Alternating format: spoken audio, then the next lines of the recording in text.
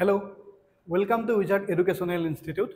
আজি আমি আমাৰ পাৰ্চেন্টেজ যেটো আমি কালি স্টাৰ্ট কৰিছিলো পাৰ্চেন্টেজ চেপ্টাৰটো আজি আমি লেকচাৰটো আগবাঢ়িছো তেহা আমি আজি আমাৰ লেকচাৰটো স্টাৰ্ট কৰো তে লেকচাৰটো স্টাৰ্ট কৰাৰ আগতে কালি আমি কি কি কৰিছিলো আমি এখিনি চাই লওঁ কালি আমি এখিনি লৈকে কৰিছিলো গুটেখিনি তে চাবলৈ গলে কালি আমি কালি আমি এই অংকটোলৈকে কৰিছিলো আহা আমি আজি ইয়াৰ পিছৰ অংকটোৰ পৰা স্টাৰ্ট কৰো ঠিক আছে এটো আমাৰ ওলাইছিল 60 নেকি চাগে তে ঠিক আছে হ'ব আমি আজি সেকেন্ডটো তাৰ পিছৰটোৰ পৰা স্টাৰ্ট কৰো হল তে আৰম্ভণি আমি সহজ অংক তাৰ পৰা কৰিছো তেৰো যদি আমি চাবলৈ যাওঁ ইয়াত আমাক কি দিছে ইফ এ পাৰ্সনস স্যালাৰি মানুহজনৰ দৰমহা যে ইনক্ৰিজেস ফ্ৰম 200 to 234 যে মানুহজনৰ আগতে দৰমহা আছিল 200 টকা ঠিক আছে তে তেওঁ দৰমহা বাঢ়ি এটা নতুন দৰমহাটো কিমান হৈছে 234 234 টকা হৈছে ঠিক আছে তে খুদিছে যে পার্সোনালি কি পার্সেন্টেজ ইনক্রিজ কিমান হৈছে তে মানে যিমান বাঢ়িছে হেতু কিমান পার্সেন্ট হয় হেতু খুদিছে ঠিক আছে হল এটা আমি পার্সেন্টেজ উলিয়াবলৈ গলে আমাক আমাৰ ডিফাৰেন্সটো লাগিব ন কিমান বাঢ়িছে তে 234 পৰা 200 গলে কিমান হ'ব এখিনি ডিফারেন্স কিমান আহিছে 34 তে আমি যদি পার্সেন্টেজ উলিয়াবলৈ যাওঁ তে পার্সেন্টেজ কিমান ইনক্রিজ পার্সেন্টেজ ইনক্রিজ টু যদি আমি উলিয়াবলৈ যাওঁ তে কি হ'ব ওপৰত আহিব ইনক্ৰিজ টু ইনক্ৰিজ কিমান হৈছে 34 হল তে তলত আহিব কিমান অৰিজিনালি কিমান আছিল 200 ঠিক আছে তে 200 টোৰ পৰা তাৰ পিছত পাৰ্সেন্টেজ উলিয়াব দিছে সেই কাৰণে আমি কি কৰিম 100% ইনটু কৰি দিম ঠিক আছে তো এটো আমি 100% ইনটু কৰিলে কিমান হ'ব সোৱা এই 100 এ 200 টো কিমান যাব 200 100 200 দুবাৰ যাব আকৌ এই দুইটোৱে 34 কেবাৰ যাব 17 তে আলটিমেটলি হেতু উলিয়াব দিছিল যে 17% যে তেওঁ পার্সেন্টেজ স্যালারি কিমান বাঢ়িছে ঠিক আছে হল তে এটো অংকটো অপশন কি হয় বি ইজ কারেক্ট ঠিক আছে এটো পাতি লোৱা ঠিক আছে যদি পাতিলা আমি আমাৰ সেকেন্ড অংকটো লৈ গৈছো সেকেন্ড মানে পিছৰ অংকটো ঠিক আছে হল তে সোৱা এটো এটা ভাল অংক আহিছে এটো 2021 ৰ সিজিএলত আহিছিল ঠিক আছে হল প্ৰিলিমছত আহিছিল তে কৈছে if a positive number k when multiplied by 30% of itself মানে কি k আৰু itself মানে k হে সংখ্যাটো কি লেটাৰ নাম্বাৰটো নিজে ঠিক আছে তাৰপিছত হে তাৰ যদি আমি 30% লগত আমি মাল্টিপ্লাই মানে ইনটু কৰিব লাগে তো তেওঁ কি দিয়ে gives a number which is 170% more than the number k তে ঠিক আছে তে আমি যদি এটো কৰিবলৈ যাও আমাৰ কি হ'ব সোৱা আমাক কি কৈছে কথাটো মতে কোৱেশ্চন মতে আছে if a positive number k তে আমি k টো ৰাখিলো k is when multiplied মানে into sin ঠিক আছে multiplied by 30% of itself মানে 30% of itself মানে কি k 30% of itself মানে কি k ঠিক আছে তে কি কৈছে gives মানে কি ইকুৱেল যে এই নাম্বাৰটো হে কৰিলে আমি কি পাম হেতুকে কৈছে gives a number which is 170% more than k তে এই বস্তুটো আমি যদি ইনটু কৰি দিও তেনহলে কি পাম বুলি কৈছে আমি এটা নাম্বাৰ পাম যেটো k কে 170% বেছি হ'ব তে k অলৰেডি নাম্বাৰটো হৈছে 100% তাৰ পৰা যদি 170% more হয় তেনেহলে 100 plus 170 কিমান হ'ব 270 তে আমাক হেতুৱে উলিয়াব দিছে যে হে অংকটো হে k লগত যদি আমি 30% অফ k যদি মাল্টিপ্লাই কৰো তেনেহলে আমি কি পাম 100 plus 170 মানে 270% অফ k পাম ঠিক আছে 270% অফ k তো এক্স্যাক্টলি আমাক কোৱেশ্চন মতে হেতুৱে দিছে যে আমি এই দুটা যদি ইনটু কৰো কি পাম আমি 170% more মানে 100 ৰ লগত আকৌ 170 এটা প্লাস কৰিব লাগিব তে প্লাস কৰিলে কি কম more than k ঠিক আছে হেতুৱে পাম তে এটো আমি এতিয়া কোৱেশ্চনটো জাস্ট ইকুৱেশনটো জাস্ট সলভ কৰিলে হ'ল ঠিক আছে তে মই সলভ কৰিছো k আহিল তে মাজত ইনটু জেগাত ইনটু চিন আহিল তো এটো 30% আমি কেনেকৈ লিখিব পাৰো 30/100 ঠিক আছে অফ মানে মেথছত কি হয় ইনটু চিন k ঠিক আছে হল তাৰ পিছত এটো কি হ'ব এটো জেনেকে 30% টু 30/100 লিখিছো এটো কিমান লিখিম 270/100 ঠিক আছে হল অফ মানে কি কৈছিলো k হল এটো আমাৰ সিম্পল অংক তাৰ পিছত এটো সোৱা তে আমাৰ এই গুটেখিনি যদি আমি ইনটু কৰো কি আছে k টো ওপৰত আছে তে k টো মই ওপৰত লিখিছো ইনটু 30 টো ওপৰতে আছে 30 টো ওপৰত লিখিছো k কে টো ওপৰত আছে কাৰণ কে টো তলত 1 এটা আছে ন ঠিক আছে তো হেতু কাৰণে কে লিখিছো ঠিক আছে আমাৰ তলত কি থাকি গল সয় ইয়াত কে টো তলত 1 আছে এই কে টো তলত 1 আছে 1 * 100 * 1 মানে তলত অকল কি আহিব 100 আহিব ঠিক আছে হল তে এফালে বাকিখিনি যদি আমি কৰিবলৈ যাওঁ এটো 270 আহিব ন তাৰ পিছত আৰু কে টো ওপৰত আছে তো হেতু কাৰণে কে টো হৈ যাব ওপৰত তে হেতু যদি মই কিহে ডিভাইড কৰো 100 এ ডিভাইড কৰো ঠিক আছে a 100 আৰু a 100 কটা গল ইয়াত দুটা কে আছে এফালে ইয়াত এটা কে আছে এই কে টো লগত এটো কে টো কেনসেল গল ঠিক আছে তে এফালে কি থাকিল সোয়া এফালে কে থাকিল ইনটু 30 থাকিল 30 তাই এফালে অকল কি থাকি গল 270 টো থাকি গল ন হল থাকিল তাই এট 0 টো লগত 0 টো কাটি দিলু 3 এ 27 কেবা কাটিলু 9 বাৰ তে আলটিমেটলি আমাৰ কে ভ্যালু কিমান ওলাল এফালে একো না থাকিল ন এফালে 1 থাকিল গতে কিটা আমি তালকত কাটিলু এতে 1 থাকিল তে k * 1 মানে k আৰু এফালে অকল 9 থাকিল মানে k ভ্যালু আমি কিমান পালু k ভ্যালু আমি পালু 9 তে অপচনত কবাত আছে নে ন আছে তে অপচন A is correct পাতিলো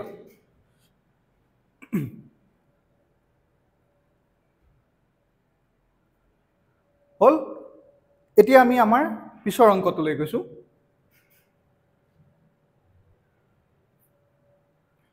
হল এটো অংক সোয়া এতিয়া এই অংকটোত কি দিছে সোয়া টু নাম্বাৰস দুটা নাম্বাৰ আছে ৰেসপেক্টিভলি সেই ৰেসপেক্টিভলি মানে যেটো আমাৰ ক্ৰমান্বয় বুলি শব্দটো অসমীয়াত কয় হেতু আহিব যে দুটা নাম্বাৰ প্ৰথমটো যে 10% আৰু সেকেন্ডটো 20% more than the third number তে কি কৈছে আমাৰ দুটা এনেকুৱা নাম্বাৰ দিছে তাৰ পিছত সেই দুইটা নাম্বাৰ আৰু থাৰ্ড নাম্বাৰটা লগতে দি দিছে যদি কৈছে সোয়া যে আমাক এটা নম্বৰ দিছে ঠিক আছে এই 10% টো তুমি দুগুণ বুলি ধৰি লোৱা মই দুগুণ বুলি ধৰিব দিছো যে আমাক যদি এটা সংখ্যা দিছে যে 10 তে সেকেন্ড নাম্বাৰটো যদি তাৰ দুগুণ হয় বুলি কয়তে আমি কি লম তে কি লম যে এটা নাম্বাৰ যদি আমাক দি দিছে যে 10 তে ইটো নাম্বাৰ যদি তাৰ দুগুণ হয় বুলি কয় আমি কি লম যে 10 দুগুণ 20 তে এটা নাম্বাৰ 10 হলে এটা নাম্বাৰ 20 তে ইয়াত কোৱেশ্চন মতে কি কৈছে সোয়া আমি ধৰি ললো যে থাৰ্ড নাম্বাৰটো কিমান আমি ধৰি ললো যে থাৰ্ড নাম্বাৰটো কিমান থাৰ্ড নাম্বাৰটো আমি ধৰি ললো 100 বুলি কাৰণ পাৰ্সেন্টেজৰ কথা আছে ন আমি ক্যালকুলেশন ইজি কাৰণে যিকোনো নাম্বাৰ আমি 100 বুলি ধৰিলো ঠিক আছে তে আমাক কৈছে বাকি আমি থাৰ্ড নাম্বাৰটো যেহেতু ধৰি ললো আমি ধৰিলো ফাৰ্স্ট নাম্বাৰ এটা থাকিব ন কাৰণ তিনটা নাম্বাৰৰ কথা কৈছে তে আমি এই প্ৰথম যি দুটা 2 নাম্বাৰ বুলি কৈছে তাৰে প্ৰথম এটা ফাৰ্স্ট নাম্বাৰ বুলি ধৰিছো আৰু ইটুক সেকেন্ড নাম্বাৰ বুলি ধৰিছো ঠিক আছে তে এতিয়া ৰেসপেক্টিভলি শব্দটো মতে কি হ'ব যে প্ৰথম নাম্বাৰটো 10% কাৰণ 10 টো আগত আছে আৰু ৰেসপেক্টিভলি শব্দটো হেতুৱে বুজায় যে যিটো নাম্বাৰ আগত যিটো নাম্বাৰ পিছত হেতু ক্ৰমান্বয়ে যাব ঠিক আছে এতিয়া আমাৰ প্ৰথম নাম্বাৰটো কৈছে যে 10% বেছি more than ঠিক আছে তে 100 কে যদি মানে থাৰ্ড নাম্বাৰটোতকে যদি ফাৰ্স্ট নাম্বাৰটো 10% বেছি হয় তে 100 10% বেছি হয় মানে কি এটো নাম্বাৰ কিমান হ'ব 110 ঠিক আছে হল তাৰ পিছত আমাক কি কৈছে সেকেন্ড নাম্বাৰটো কিমান বেছি বুলি কৈছে 25% বেছি তে 100 যদি 25% বেছি হয় তেনে হলে কি হয় সেকেন্ড নাম্বাৰটো থাৰ্ড নাম্বাৰটোতকে 25% বেছি তে 25% বেছি হলে কিমান হ'ব এটো 100 কে এটো 10% বেছি এটো 10% বেছি তাৰ পিছত সেকেন্ড নাম্বাৰটো কি বুলি কৈছে যে সেকেন্ড নাম্বাৰটো 25% বেছি তে 25% বেছি হলে কিমান হ'ব 125 হ'ব না তে এটুতকে এটু কিমান প্লাস 25% বেছি হেতুকে লিখি দিছো মই ঠিক আছে হল তে এতিয়া আমাক কি উলিয়াব দিছে সোয়া ratio of the two numbers এ টু নাম্বাৰ বুলি কোন কিটা নাম্বাৰৰ কথা কৈছিল প্ৰথম আৰু সেকেন্ড নাম্বাৰটো ঠিক আছে তে আমক জাস্ট একো সিম্পল এটো খুদিছে যে প্ৰথম আৰু সেকেন্ড নাম্বাৰটো ৰেশিও তে প্ৰথম নাম্বাৰটো কিমান পাইছো মই 100 কি সৰি 110 তাৰপিছত ৰেশিও কাৰণে এটো চিন দিলো তাৰপিছত ঠিক আছে তো সেকেন্ড নাম্বাৰটো কিমান 125 ঠিক আছে হল তে এটো যদি মই কাটাকুটা কৰো আমাৰ অপচনত জানো এটো আছে এটো নাই কাৰণ এটো ইয়াতকে আমি সিম্পল ফৰ্মত নিব পাৰো সিম্পল ললে আৰু নিব পাৰো সৰু কৰিব পাৰো মানে তো ঠিক আছে তো এটো আমি এবাৰ সিম্পল কৰিলে চাও কিহে যাব এটো 2 এ যাব নেকি না যায় ইয়াৰ এককৰ ঘৰত 5 আছে তো হেতু কাৰণে মই চালো যে এটো 5 এ কাটি চাও কাৰণ দুইটা ঘৰতে 0 আছে আৰু 5 আছে তো 0 আৰু 5 থাকিলে দুইটা 5 এ যাব ঠিক আছে তো এটো 5 এ যদি মই কাটিব যাও প্ৰথম এটোটা কাটিলে কিমান যাব 5 দুগুণ 10 তাৰপিছত এক এটা থাকি যাব ন তাৰপিছত আকৌ এখিনি 10 হ'ব তে 5 দুগুণ 10 তে উলাই মিলি গল তাৰপিছত এটো যদি মই কাটিবলৈ যাও কিমান যাব 5 দুগুণ 10 তাৰপিছত এখিনি 2 এটা বাকি থাকিব এই দুইটো এখিনতে আহিব এবা 25 হ'ব ন 2 5 25 হ'ব তো 5 5 গুণ 25 তে এইটো যদি মই সৰু কৰোঁ কিমান হ'ব 22:25 তে এইটোৱে আছিল আমাৰ সিম্পলেষ্ট ফৰ্ম তে এইটো ক'ৰবাত অপশ্যনত আছেনে আছে অপশ্যন এ এইটো অপশ্যন এ ইজ কাৰেক্ট ঠিক আছে তে এইটো আমাৰ হৈ গ'ল এইটো অংকটো এতিয়া পাতি লোৱা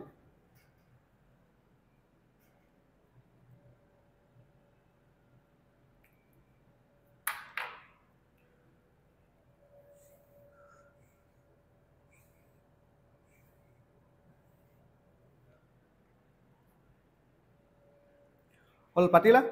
তে আমি এতিয়া আমাৰ নেক্সট অংকটোলৈ গৈছোঁ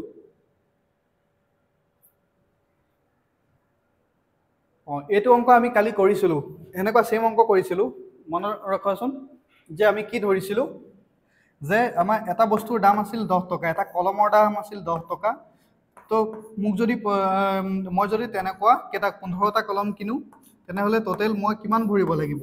150 টকা ভৰিব লাগিব দোকানত দিব লাগিব 150 টকা ঠিক আছে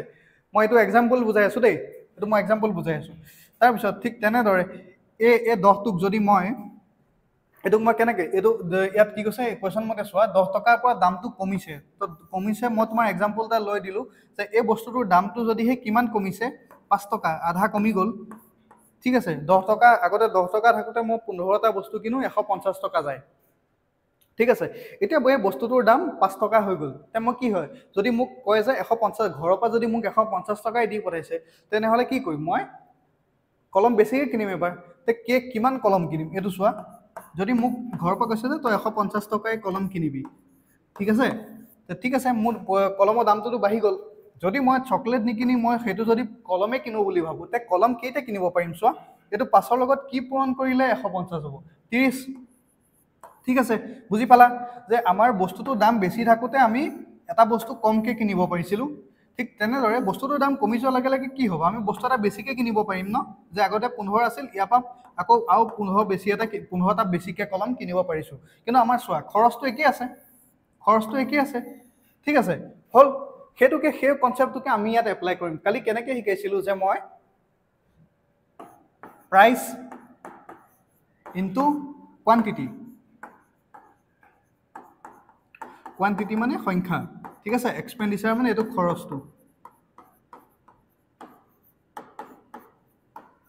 ঠিক আছে বুজি পাইছা নহয় এইটো প্ৰাইচ মানে এটা কলমৰ দামটো কোৱান্টিটি মানে 15টা কলম এক্সপেণ্ডিচাৰ মানে টোটেল খৰচটো 150 টকা আছিল ঠিক আছে এই ফৰ্মুলাটো আমি এতিয়া ইয়াত ইউজ কৰিম এতিয়া চোৱা reduction of 15% of the price of salt enable a person to buy 2 kg more for 272 তে ৰিডিউচ প্ৰাইচ অফ সল্ট সুধিছে মানে আগতে কৈছিল যে সল্টৰ দাম কিবা এটা আছিলে ধৰি লওক 100 টকা আছিলে তো সেইটোৰ পৰা কি হ'ল 15% কমি গৈছে তো বস্তুটোৰ দাম যদি এই অংকটোৰ নিচিনাকৈ বস্তুটোৰ দাম যদি কমি যায় তেতিয়াহ'লে মই কি কৰিম যে হেৰি বেছিকৈ কিনিম ন সল্ট বেছিকৈ কিনিম কিন্তু সল্ট বেছিকৈ তেওঁ কৈছে যে আগতেও তেওঁ 272 টকাই সল্ট কিনে এতিয়াও তেওঁ 272 টকাই সল্ট কিনিছে কিন্তু এতিয়া দামটো কিমান উলিয়াব দিছে এইটো যেনেকৈ মই তোমালোকক 10 বুলি ধৰি দিছিলোঁ এইটো মই 5 বুলি ধৰি দিছিলোঁ এতিয়া তোমাক কৈছে যদি আগতে যদি 10 টকা আছিল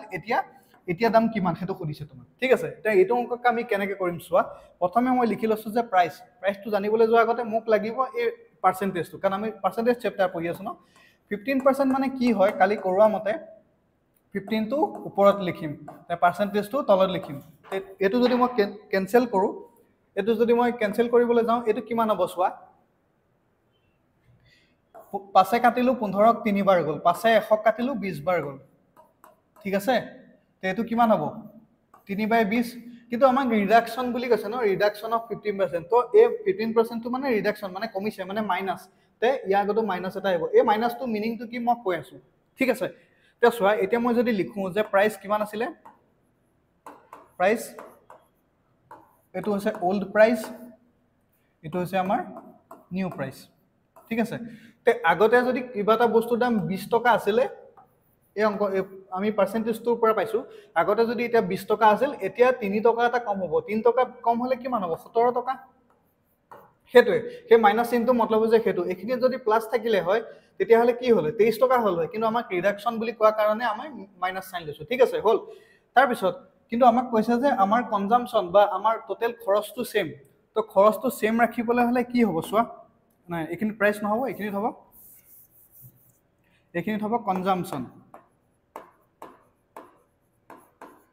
এইখিনিত হ'ব কনজাম্পশ্যন ঠিক আছে কনজাম্পশ্যনটো আমাক উলিয়াব দিছে নাই নাই আমাক হেৰিটো উলিয়াব দিছে এক্সপেণ্ডিচাৰ আমাক সেইখিনি কৰিলোঁ মই কি উলিয়াব দিছে মই কৈ আছোঁ ঠিক আছে হ'ল এতিয়া হৈছে এক্সপেণ্ডিচাৰ মানে আমাৰ খৰচটো কিন্তু তোমাক কুৱেশ্যনত দি দিছে চোৱা সেই পইচাটোতে 272 টকাতে তেওঁ এতিয়া 2 কেজি বেছিকৈ কিনিছে তাৰমানে কি 272 টকা তেওঁ আগতো কিনিছিল কিন্তু এতিয়া 272 টকাত তেওঁ 2 কেজি বেছিকৈ পাইছে তাৰমানে কি আগতে যদি 100 টকা তেওঁ খৰচ হৈছিল এতিয়াও যদি 100 টকা খৰচ আছে তে ৰেচিঅ'টো কিমান হ'ব 1:1 আমি ইয়াত ৰেচিঅ'বিলাকে লিখি থকা নাই জানো ৰেচিঅ'ই লিখিছোঁ ঠিক আছে হ'ল তাই এইটোকে যদি মই ইয়াত কুৱেশ্যনৰ মতে ইয়াত যদি লিখিবলৈ যাওঁ এইটো চোৱা এইটো 272 হয় ন তাৰপিছত এতিয়াও কিমান 272 এই দুইটা যদি মই কেনচেল কৰিবলৈ যাওঁ কিমান হ'ব 1:1 হ'বনে হ'ল তে এইখিনিত আমি কি বহালে এই বস্তুটো 1 হ'ব আগতে আমি কৈছিলোঁ ন এই ইয়াৰ লগত এফালে এটা কাটো ইফালে এটা কাটো তে ইয়াৰ জগত চোৱা এই বস্তুটো মই উল্টা কৰি দিম ইয়াত কিমান আছে এফালে 20 আছে এফালে 17 আছে তো এইটোক মই উল্টা কৰি দিম চোৱা 17 এফালে 20 কৰি দিম তেতিয়া কেনচেল যাবনে চোৱাচোন এই 20টোৱে এই 20টো কাটিম এবাৰ যাব এই 17টো এই 17টো কাটিম এবাৰ যাব তে কি হ'ব আলটিমেটলি 1:1 হ'ব এটোকে মই বুজাবলৈ গৈ আছিলোঁ চোৱা এতিয়া মই কৰিলে কি হ'ব চোৱা এতিয়া মই কি পালোঁ কনজাম্পশ্যন মানে আমি কনজাম্পশ্যন কিমান আগতে 17 কেজি কিনিছিলোঁ যদি এতিয়া 20 কেজি কিনিছোঁ এই পাৰ্চেণ্টেজটো মতে আমি এইটো পাইছোঁ ইয়াত ইনক্ৰিজ কিমান কেজি হৈছে চোৱা 3 কেজি এইটো মই কৰি পেলাই পোৱা পাৰ্চেণ্টেজৰ পৰা কৰি পেলাই পোৱা পাইছোঁ যে 3 কেজি এটা বেছি হৈছে ঠিক আছে কিন্তু আমাক কুৱেশ্যনত দি দিছে চোৱা 2 কেজিহে বেছি কিনিছোঁ বুলি মই এই পাৰ্চেণ্টেজটো ভাঙি পেলাই পাইছোঁ 3 কেজি কিন্তু মোক কৈ দিছে যে তেওঁ 2 কেজি বেছি কিনিছে তাই আমি সেইটোকে বিচাৰিম চোৱা আগতে কি হয় তেওঁ 2 কেজি কুৱেশ্যনৰ মতে 2 কেজি আৰু মই পাৰ্চেণ্টেজটো ভাঙি পেলাই কিমান পাইছোঁ 3 কেজি হ'ল কুৱেশ্যনত দিয়াটো আমি ওপৰত লিখিম মই পোৱাটো তলত লিখিম ঠিক আছে তো এতিয়া সুধিছে ৰিডিউচ প্ৰাইচ মানে এইটো নহয় জানো আমাক এতিয়া যিমানখিনি দাম কমি যাব কমি পেলাই কিমান দাম হ'ল সেইটো লাগে তো আমি সেইটো উলিয়াবলৈ জানো চাওঁ যে মই এই 3 কেজি দাম যদি ইয়াত কুৱেশ্যনত 3 কেজিটো যদি কুৱেশ্যনত 2 কেজি বুলি দিছে তে আমাৰ 20 কেজি যে ওলাইছে সেইটোনো অৰিজিনেলি কিমান হয় সেইটোকে চাওঁ তে যদি 20 কেজিটো মই এনেকৈ কৰিবলৈ যাওঁ এইটো কিমান হ'ব 2 × 20 ডিভাইডেড বাই 3 কেজি হয়নে নাই এইটো আমি পাই গ'লোঁ হ'ল এইটো মই ইনটু কৰি দিব পাৰোঁ 20 × 2 কৰি দিব পাৰোঁ কৰা নাই কাৰণ কেলকুলেশ্যনটো ইজি হ'ব ঠিক আছে এতিয়া আমাক সুধিছে ৰিডিউচ প্ৰাইচ মানে আমাক প্ৰাইচ লাগে প্ৰাইচ লাগিবলৈ হ'লে কি লাগিব চোৱাচোন যিকোনো এটা বস্তুত আমাৰ প্ৰাইচ আৰু কোৱান্টিটিটো যদি আমি ইনটু কৰোঁ কি পাওঁ আমি এক্সপেণ্ডিচাৰটো পাওঁ ন তে আমি যদি প্ৰাইচটো এফালেটো ৰাখি দিওঁ এই প্ৰাইচটো এফালে ৰাখিলে কি হ'ব এক্সপেণ্ডিচাৰ টোটেল খৰচ বাই কোৱান্টিটি হ'বনে তে এইটোকে আমি লিখিবলৈ গৈ আছোঁ ঠিক আছে হ'ল এতিয়া আমাক যদি প্ৰাইচটো লাগে আমাৰ এক্সপেণ্ডিচাৰ কিমান আছে চোৱাচোন 272 হৈছে নে এক্সপেণ্ডিচাৰ কিমান 272 টকা খৰচ হৈছে আগতো 272 টকা আৰু এতিয়াও 272 টকা ঠিক আছে তাৰপিছত কি লাগিব 272 এইটো ৰুপিজ হয়নে ৰুপিজটো ঠিক আছে হ'ল তাৰপিছত ইয়াৰ কাৰণে কি লাগিব প্ৰতি কেজিৰ দামটো লাগে প্ৰতি কেজিৰ দামটো কেনেকৈ ওলাব ইমান ৰুপিজ বাই কেজি তো কেজিটো আমাক কিমান দিছে এইটো 2 ×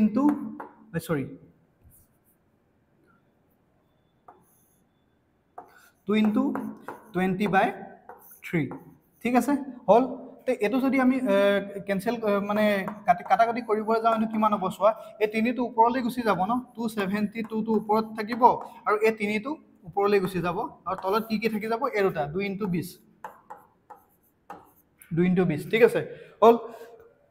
তে মই এতিয়া যদি বাকীখিনি কৰিবলৈ যাওঁ কিমান হ'ব চোৱা এই 20টো মই আৰু এটা প্ৰকাৰে লিখিব পাৰোঁ চোৱাচোন 20টো মই আৰু এটা প্ৰকাৰে লিখিব পাওঁ নেকি 20টো মই কি বুলি লিখিব পাৰোঁ 2 × 10 বুলি লিখিব পাৰোঁনে 10টো মই কিয় লিখিছোঁ কাৰণ কিবা এটা বস্তু যদি 10ৰে ডিভাইড কৰিবলৈ হয় কি কৰিব লাগে আমি কৰি থকা দৰকাৰ নাই জাষ্ট এটা সংখ্যাৰ আগত দশমিক বহাই দিলেই হ'ল ঠিক আছে সেইকাৰণে মই কৰিছোঁ এই 2 × 2 মানে কিমান 4 হয়নে 2 × 2 মানে কিমান 4য়ে 272টোক যায় নেকি আমি সেইটো চাম ঠিক আছে হ'ল 4য়ে যদি মই 272টোক কৰোঁ কিমান বাৰ যাব 4 × 6 × 24 তে 3 এটা বাকী থাকিব ন 32 হ'ব 4 8 × 32 মানে ওপৰত কিমান থাকিব জানা 68 × 3 ডিভাইডেড বাই 10 এইটো থাকিব ঠিক আছে এইটো ডিভাইড কৰিলে কিমান পাম 8 × 3 = 24 হ'ল 8 × 3 = 24 উপলিল 2 3 6 × 18 19 20 ঠিক আছে হ'ল আৰু এইটো 10 এই 10টো কিয় আনিলোঁ বুজি পালানে কাৰণ এতিয়া আমি এইটো জাষ্ট একো কৰা অংকটো কৰা দৰকাৰ নাই কাৰণ এটা শূন্য আছে সেইকাৰণে আমি জাস্ট এটা আগত দশমিক বহাই দিলেই হ'ল তে কি হ'ব এইটো 20204 আছিল আৰু 10 ডিভাইড কৰাৰ কাৰণে এটা আগত জাস্ট দশমিক বহাই দিলেই হ'ল আৰু এইটো অপচন ক'বাত আছে নে আছে 20.4 এইটো অপচন এ ঠিক আছে হ'ল এইটো বুজি পালা তে এইটো অংক এবাৰ পাতি লোৱা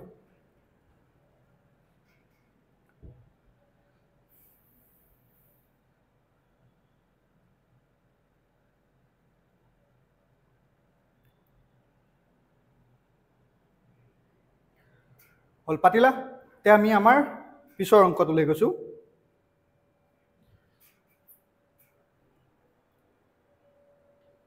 এবাৰ চোৱা আমাক কি দিছে চোৱা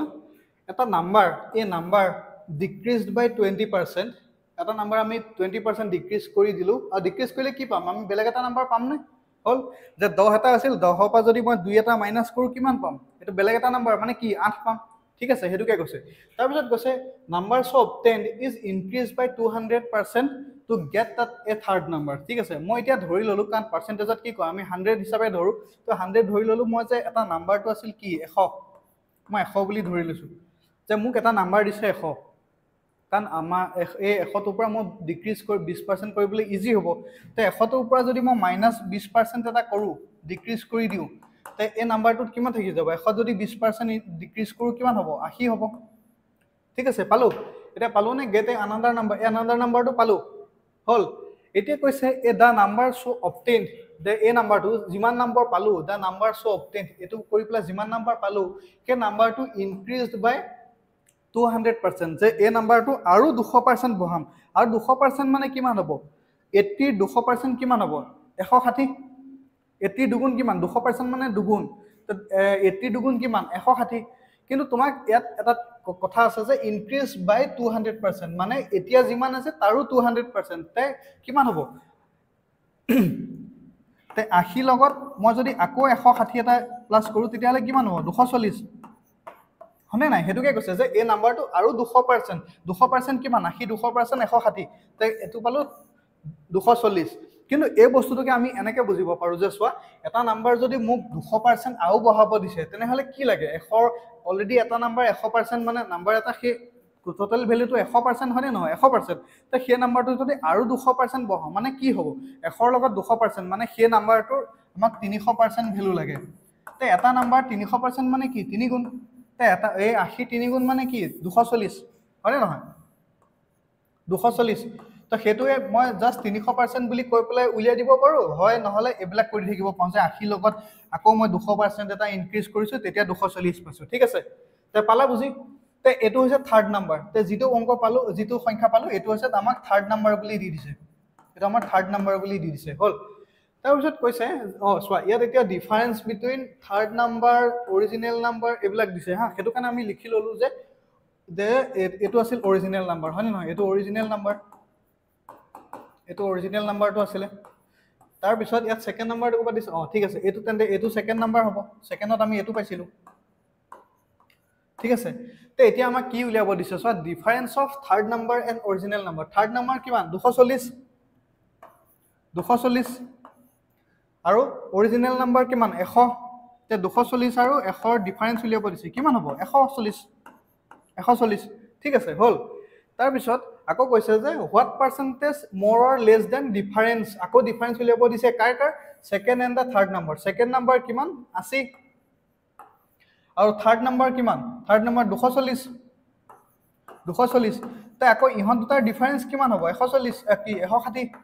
এই দুটাৰ ডিফাৰেন্স কিমান 240 আৰু 80 ডিফাৰেন্স কিমান 160 ঠিক আছে হল এতিয়া আমাক এটোৱে কৈছে সোৱা এ কৈছে যে then less how many percent more or less than the second and third number ঠিক আছে তো second and third number difference কিমান 160 কম্পেয়াৰ কাৰ লগত কৰিব দিছিল 160 যেটো কাৰণে 160 টো আমি তলত লিখিম ঠিক আছে এতিয়া আমাক কি উলিয়াব দিছে সোৱা কিমান পাৰ্সেন্ট more or less এতিয়া 140 টো আৰু 160 টো তে 140 টো 160 লগত কম্পেয়াৰ কৰিব দিছে তে কিমান হ'ব 20 কম হয় নে 140 টো 20 কম হয় ন তে কি হয় 20 কম হয় তো মই এনেকে ওপৰত লিখিছো ঠিক আছে 20 কম হয় কাৰ লগত কম্পেয়াৰ কৰিব দিছিল সেকেন্ড এন্ড থাৰ্ডৰ ডিফাৰেন্স কিমান 160 টো তল লিখিছো আৰু কিমান কম 20 কম এই দুটাৰ পৰা 20 পাম ন এই দুটাৰ ডিফাৰেন্স কিমান 20 হল আৰু কিমান কৈছে মোৰ অৰ লেছ বুলি কৈছে তো লেছ মানে কি লিখিম মই নিগেটিভ সাইন এটা দি দিম কাৰণ আমাৰ কোৱেশ্চন বিলাকত এইবিলাক দিছে দেখিছানে মোৰ লেছ তেনেকৈ উলিয়াব দিছে ঠিক আছে হল আৰু পাৰ্চেন্টেজ যিহেতু লাগে আমাক সিম্পল পাৰ্চেন্টেজ চিনডাল এনেকৈ লিখি দিম হল তে মই এই 0 টোৰ লগত 0 টো কাটিলো ঠিক আছে হল তাৰ পিছত এই 2 টোৰ লগত মই কিমান কাটিলো 16 টো কাটিলো 8 বাৰ গল হল তে এটো যদি মই কৰিবলৈ যাওঁ কিমান থাকিল চোৱা -1/8 আৰু এনেকৈ থাকিল নে 100 থাকিল নে 100% থাকিল তো মই এতিয়া 100 টোক যদি মই কৰিবলৈ যাওঁ এতিয়া কেনেকৈ কৰিম চোৱা এইখিনো এটোকে মই কেনেকৈ লিখিব পাৰো আৰু এটা এনেকৈ লিখিব পাৰো নে মাইনাসটো মাইনাসে থাকিব তো মাইনাসটো এনেকৈ থাকিল তাৰ পিছত 1/2 ইনটু 1/4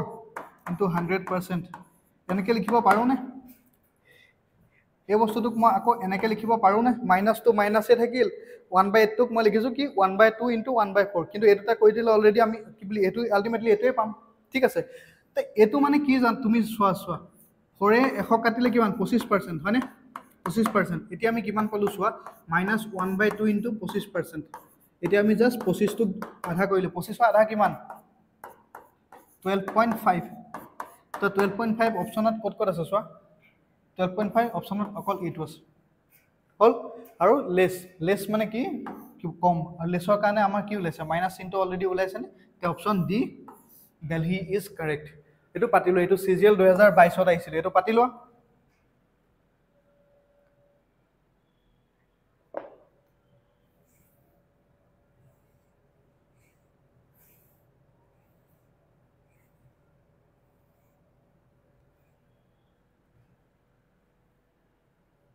পাতিলা তেতিয়া আমি আমাৰ পিছৰ অংকটোলৈ গৈছো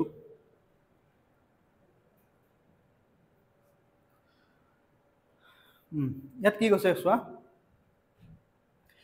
Roman spends 70% of his income 75% of his income and his income increased by 20% and expenditure increases by 10% এবিলাক বাদ দিয়া মই জাস্ট এটো তোমাক মই কৈছো শুনা মানুহে তাৰ কি হয় ইনকামটো কি হয় ইনকামটো আমাৰ দুটা পাৰ্সেন্ট ভাগত ভাগ হয় ন এটা মানুহে ইনকামৰ এটা বস্তু কি কৰে এক্সপেন্ড কৰি দিয়ে না খৰচ কৰি দিয়ে না তাৰ পিছত কি কৰে তুমি 100 টকা এটা যদি ইনকাম কোবা পা পোৱা তুমি তাৰ 80 টকা এটা খৰচ কৰিলে কি কৰা 20 টকা এটা জমা কৰা ন হেতুকে কৈছে 20 টকা এটা জমা কৰা তে কি হল এটো আমি জানো ন income equal to expenditure plus savings হল কিছুমানে সেভিংস নকৰে এটো বেলেগ কথা গুটেটো যিমান পাই কিমানখিনি খৰচ কৰি দিয়ে কিন্তু হেতু কৰিব নালাগে ঠিক আছে হল এতিয়া আমি সোৱা Ramen spend 70% of his income যদি মই ধৰি ললো যে ৰমেনে কি কৰে তাৰ ইনকাম ধৰি ললো মই সি 100 টকা কভাৰ পৰা ইনকাম কৰিলে ঠিক আছে তাৰ পিছত কৈছে যে সোৱা 70% স্পেন্ড কৰে মানে এটো খৰচটো স্পেন্ড এটুকে স্পেন্ড ঠিক আছে হল তো এক্সপেন্ডিচাৰটো মই কি বুলি ধৰিলো সোৱা এক্সপেন্ডিচাৰ কিমান খৰচ কৰে বুলি কৈছে তাৰে 75 টকা 100 টকাৰ 75 টকা তেওঁ খৰচ কৰি দিয়ে কিবা কামত খৰচ কৰি দিয়ে ঠিক আছে তে আমি হেতু হিচাপত যদি 100 টকাৰ পৰা তেওঁ 75 টকা খৰচ কৰি দিয়ে তেওঁ সেভিংস কিমান হ'ব 100 পা 75 গলে কিমান 25 টকা পইচা বুজি হল তাৰ পিছত এতিয়া আমাৰ কোৱেশ্চনত কি দিছে সোৱা যে if his income increases by 200 কি 20% যে আমাৰ ইনকামটো কিমান বঢ়াব লাগিব ইনকামটো আগতে যদি 100 টকা আছিল এতিয়া 20% এটা বাঢ়িছে হল আকৌ কৈছে এক্সপেন্ডিচাৰটো 10% বাঢ়িছে তো এক্সপেন্ডিচাৰ যদি 10% আকৌ বাঢ়ে 75 টকা বা আৰু কিবা এটা বাঢ়ি গৈছে কাৰণ ইনকামটো বাঢ়িছে কি অকন খৰচ বেছিকে কৰিব তো হেতুকে সোৱা আমাৰ অংকটো অকমান ট্ৰিক দিছে কাৰণ ঠিক দিয়ে নাই জাস্ট এটা ক্যালকুলেশনৰ কাৰণে আমি এটা মিলাবলৈ গৈছো সোৱা মই কি মিলাম এক্সপেন্ডিচাৰটো আমাক 10% ইনক্ৰিজ কৰিব দিছে তো ইয়াৰ যদি মই 10% উলিয়াও 10 এ ডিভাইড কৰিব লাগিব 10 এ ডিভাইড কৰিলে কি হ'ব পইণ্টত আহিব পইণ্টত আহিলে অকমান ক্যালকুলেশনটো টান হ'ব তো হেতু কাৰণে মই আৰু এটা ধৰি লৈছো সোৱা এই 100 টো মই 1000 বুলি ধৰিছো তেতে কি হ'ব এই 1000 পৰা 75% কিমান হ'ব 750 আৰু 1000 পৰা 750 যদি তেওঁ খৰচ কৰে কিমান হ'ব সেভিংস হ'ব 250 হ'ব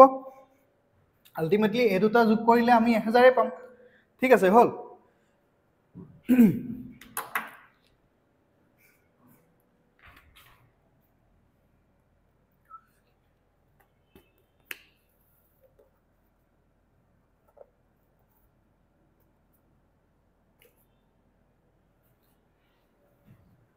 হল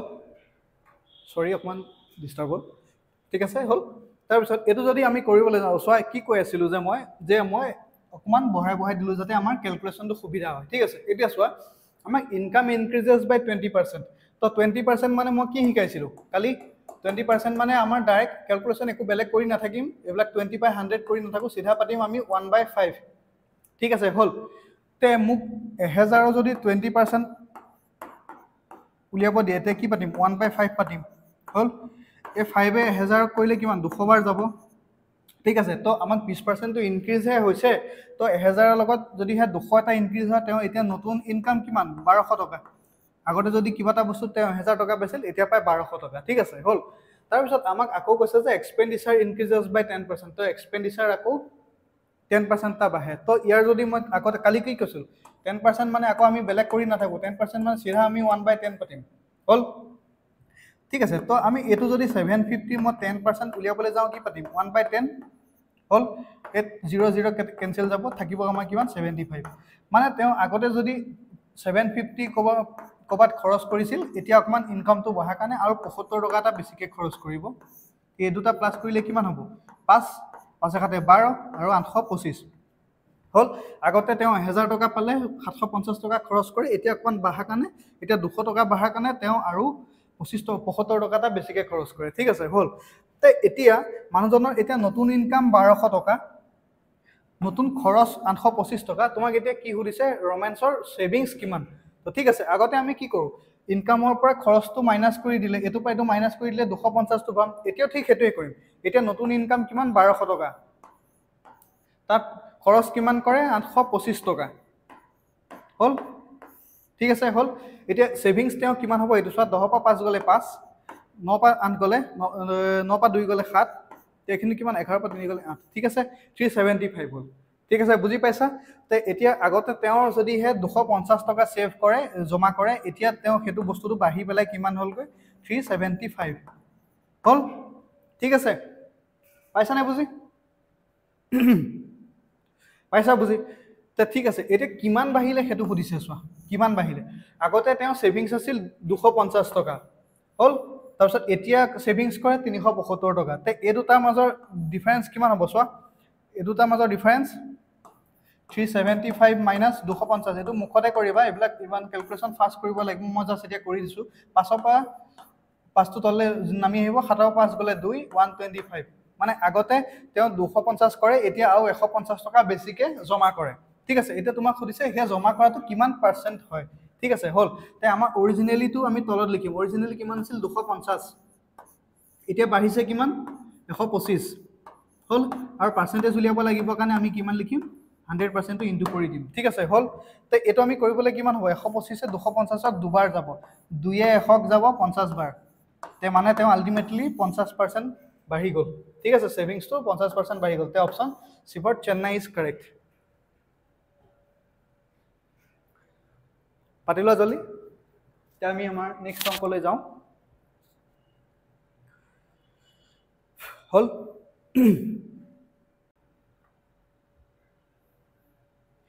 এতিয়া আহিছো আমাৰ নেক্সট অংকটোলৈ হেতু অংক সিম্পল অংক কেনেকৈ কৰিব লাগিব চাই লোৱা তে চোৱা এটো অংক স্কেটছ সেলত আহিছিল 2022 ত তে চোৱা এটো কেনেকৈ কৰে তা খুদিছে যে এটা ষ্টুডেন্টে মাল্টিপ্লাই কৰিলে ষ্টুডেন্ট মাল্টিপ্লাইড এ নাম্বাৰ বাই 4/5 ৰাদাৰ দেন 5/4 তে ঠিক আছে এটা চোৱা এজন টিচাৰে ষ্টুডেন্ট এটাক নাম্বাৰ এটা দিলে মই ধৰি ললো ষ্টুডেন্ট টিচাৰজনে তেওঁ কৈছিল যে 100 নাম্বাৰ এটা দিছো তুমি 5/4 দি ইনটু মাল্টিপ্লাই কৰা মানে ইনটু কৰা ঠিক আছে হল এই বুলি কৰিব দিছিল কিন্তু ষ্টুডেন্ট জনে কি কৰিলে 100 টো কি বুলি কৰিলে 4/5 দি মাল্টিপ্লাই কৰি দিলে মানে তেওঁ উল্টা ফ্ৰেকশন টো দি প্লাই মাল্টিপ্লাই কৰি দিলে তো আমাক সিম্পল অংকটো এটোই কৈছে যে কি ভুল কৰিলে তেওঁ কিমান ভুল কৰিলে হেতু উলিওৱা ঠিক আছে হল এতিয়া আমি কিমান ভুল কৰিলো হেতু চাম এতিয়া কৰিবলৈ কেনেকৈ যাম ঠিক আছে হল তে এটো অংক আমি কৰিলে কেনেকৈ কৰিম জাস্ট সিম্পল এটা ঠিক জাস্ট কথা যে আমি ষ্টুডেন্ট জনে মাল্টিপ্লাই কিহে কৰিছে 4/5 এ rather than 5/4 মানে কৰিব লাগে বুলি কৈছে যে 5/4 এ কৰিব লাগিছিল তেওঁ কৰিলে 4/5 তে আমি লিখিলো যে কাৰেক্ট টো কিমান কাৰেক্ট কৰিব লাগিছিল কিহে দি 5/4 এ দি 5/4 দি ইনটু কৰিব লাগিছিল কিন্তু তেওঁ ভুল কি কৰিলে হেতু চোৱা তেওঁ ভুল কি কৰিলে 4/5 দি ইনটু কৰিলে হল ঠিক আছে তো এনে ক্ষেত্ৰত আমি কি কৰিব লাগিব চোৱা তলত মানে নিউমাৰেটৰ ডিনোমিনেটৰ তলত বাৰডাল তলত থকাটো আৰু এফালে তলত কি আছে সেই দুটা আমি চাব লাগিব ঠিক আছে ইয়াত এফালে কি আছে 4 আছে আৰু এফালে কিমান আছে 5 আছে তে 4 আৰু 5 ৰ আমি কি ল'ব লাগিব এলসিএম তো এলসিএম ল'বলৈ কি হ'ব 4 আৰু 5 ৰ এলসিএম কিমান হ'ব 20 তে সেই 20 টো আমি ইয়াত ইনটু কৰি দিম ঠিক আছে এফালেও মই 20 এটা ইনটু কৰি দিম ঠিক আছে হল তে 20 টো যদি মই ইনটু কৰি দিও এটো কিমান পাম চোৱা 4 ইয়াক কাটিম কিমান 5 বাৰ তে 5 5 গুণ 25 হল তে এফালে যদি এটো মই পাছে 20 কাটো 4 বাৰ যাব তে 4 4 গুণ 16 তে ভুলটো কি গম পালা না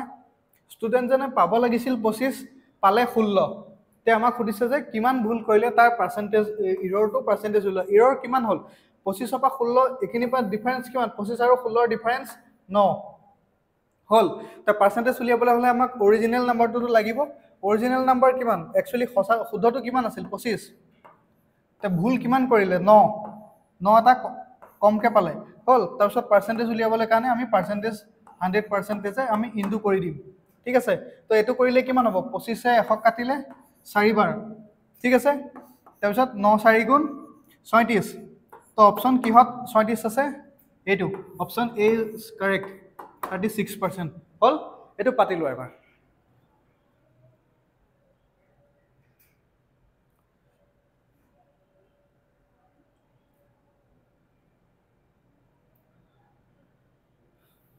ঠিক আছে এতিয়া আমি আমাৰ পিছৰ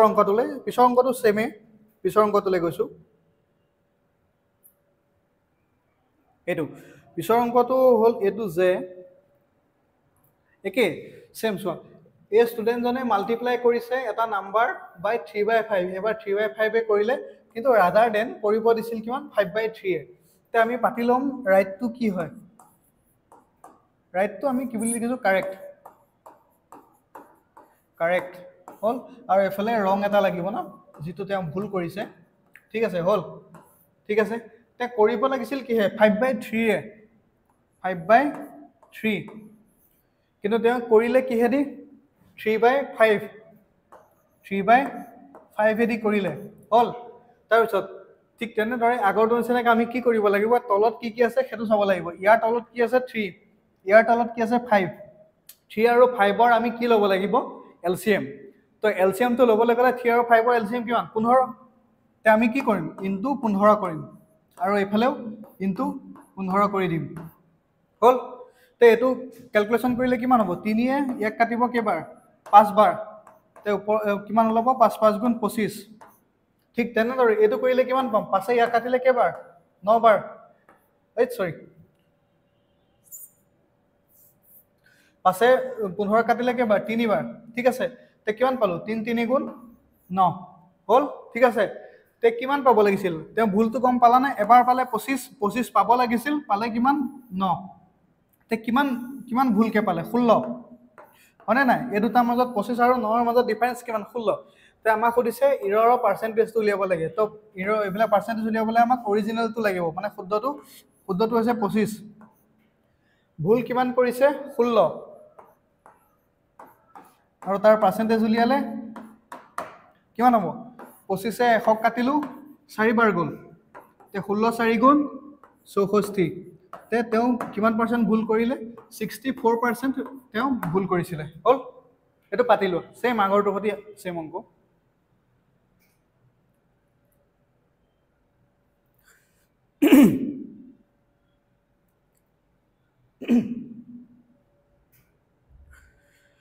হল এবাৰ আমি নেক্সট অংকটোলে যাও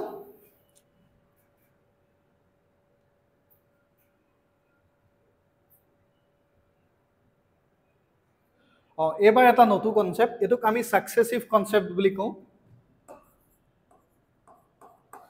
এটো আমি সাকসেসিভ কনসেপ্ট বুলি কওঁ এটোক আমি সাকসেসিভ কনসেপ্ট ঠিক আছে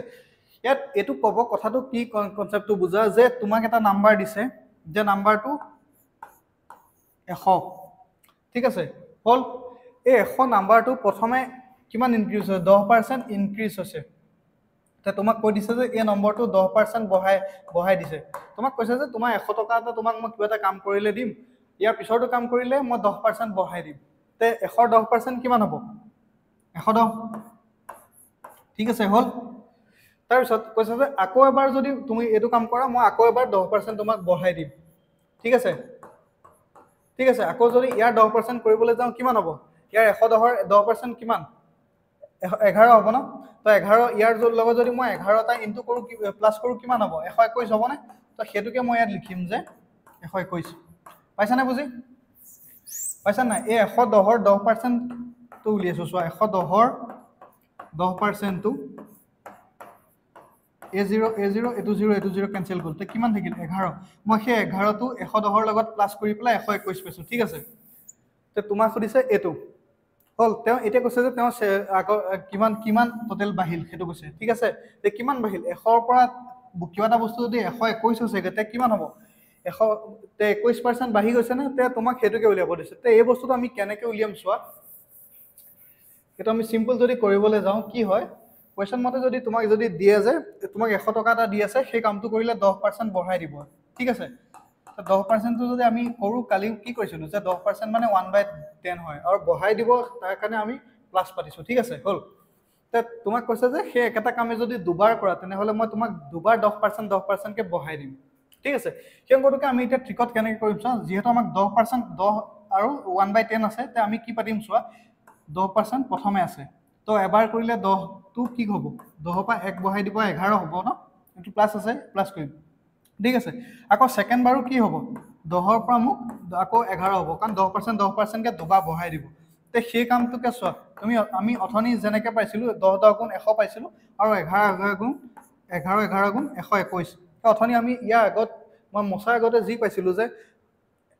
100ৰ পৰা প্ৰথমে 110 হৈছিল তাৰ পৰা 121 পাইছিল এটো সিম্পল কে ওলাই গল না 10 দুবাৰ আমি ইনটু কৰি দিলো 11 দুবাৰ ইনটু কৰি দিলো ঠিক আছে হেতুকে পালো যে আমি 100ৰ পৰা যদি 121 পাবলৈ হয় তে 21% এটা ইনক্ৰিজ হৈছে সেই অংকটোকে সেই কনসেপ্টটোকে আমি এতিয়া ইয়াত লগাম ঠিক আছে হল তে কি কৰিম চোৱা যে এজন মানুহৰ স্যালাৰি প্ৰথমে ইনক্ৰিজ হৈছে 25% তাৰ পিছত আকৌ ডিক্ৰিজ হৈছে এবাৰ আকৌ কমি গৈছে ঠিক আছে এবিলাক ইমান চিন্তা কৰিব নালাগে সিম্পল প্ৰথমে আমি ইনক্ৰিজটো উলিয়াম যে কি কৈছে 25% প্ৰথমে বাঢ়ে তে আমি লিখি ললো যে 25% হল আৰু বাঢ়ে বুলি কৈছে কাৰণে প্লাস চিনটো দিছো ঠিক আছে তো প্লাস টু প্লাসে লিখিছো তে 25% টো কি হ'ব 25 টো আমি এনেকৈ লিখিব পাৰো না 25% টো তে 25% টো এনেকৈ কাটলে কিমান হ'ব 4 তে প্লাস 1/4 ঠিক আছে এই প্লাসটো একো কাম নাই কিন্তু জাস্ট আমি ইনক্রিজ কৈছে কাৰণে জাস্ট বঢ়াই গৈ আছো যাতে আমি পাহৰি না যাওঁ যে ইনক্ৰিজ হৈছে ঠিক আছে তাৰ পিছত কৈছে ডিক্ৰিজ বাই 12% তে এবাৰ ডিক্ৰিজ কৈছে তাৰ কাৰণে মাইনাস লিখিম ডিক্ৰিজ মানে কমা তে 12% যদি কয় মোক তে মাইনাস 12/100 লিখিম তে এই দুইটাক 4 যায় 4 কাটিলে কিমান 3 বাৰ যাব আৰু এটো 4 কাটিলে কিমান যাব 25 বাৰ যাব ঠিক আছে তে এবাৰ কিমান হ'ব ওপৰত আহিব 3 তলত আহিব 25 ঠিক আছে হেতুকে মই আগৰ অংকটো নিচিনাকৈ যদি লিখিবলৈ যাওঁ কিমান হ'ব এটো প্লাস 1/4 আছে ন প্ৰথমে পাতিম 4 তাৰ পিছত ইয়াত 1 এটা বাঢ়িছে তে 4 পৰা 1 এটা বাঢ়িলে কিমান হ'ব 5 হ'ব ঠিক আছে ঠিক তেনেদৰে এটুত মই যদি কৰিবলৈ যাওঁ 4 আছিল 4 টো পাতিছো 4 পৰা কি হ'ব 1 এটা 4 ত 1 বাঢ়ে বুলি কৈছে হেতু কাৰণে 1 বঢ়াইছো তাৰ পিছত এটু হল 25 তো 25 টো মই 25 পাতিম 25 ত কি হয় 3 এটা কমে বুলি কৈছে 25 ত 3 এটা কমিলে কিমান হ'ব 22 হ'ব ঠিক আছে তো সিম্পল এটো আমি জাস্ট এটা কৰি দিলে হল এই 5 টোৱে 25 কাটিলো 5 বাৰ গল হল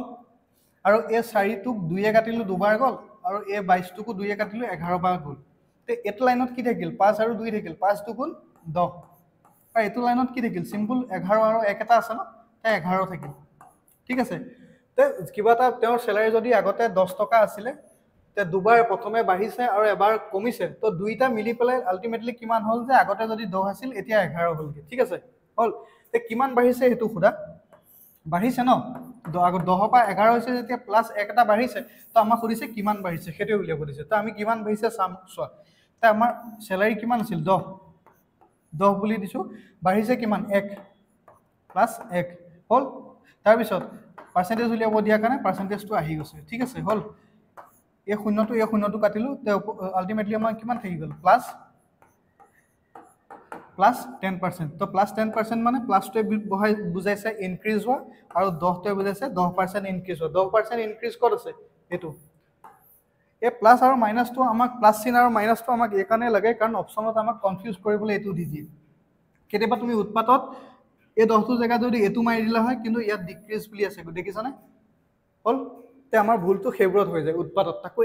এইবিলাক এক্সাম SSC CGL এইবিলাক হয় কম্পিউটাৰ বেছ, ঠিক আছে। তো এবাৰ মৰাৰ পিছত আকৌ তুমি আকৌ সেইটো কুৱেশ্যনলৈ উলটি আহিব, টাইম নাপাবও পাৰা, ঠিক আছে হ'ল। ঠিক আছে, এতিয়া আমি এইটো অংক পাতিলোঁ, মই নেক্সট অংকলৈ গৈ আছোঁ।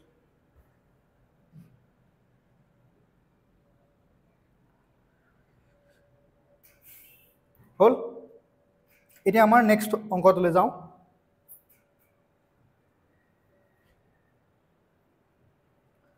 হ'ল, এইটো একে ছাকচেছিভৰ অংকই, এইটো চোৱা কেনেকৈ কৰিম। তে এজন মানুহ ৰবিজ